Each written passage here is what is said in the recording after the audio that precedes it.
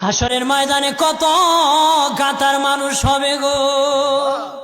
নবী বলেন আয়েশা, হাসরের ময়দানে মানুষ 120 কাতার মানুষ হবে। কয় কাতার? আয়েশা রে, হাসরের ময়দানে 120 কাতার মানুষ হবে।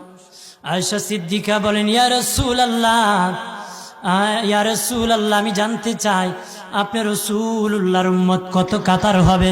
নবী বলেন আয়েশা, আমি রাসূলুল্লাহর উম্মত একাই 80 কাতার হবে।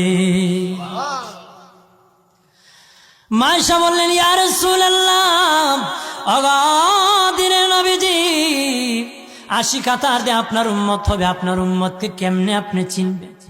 নবী বলেন আয়েশা রে, আমার উম্মতকে 3টা পরিচয় আমি চিনব। 1 নম্বর পরিচয়, আমার উম্মতের কপাল থেকে নূর চমকাবে, নূর চমকাবে।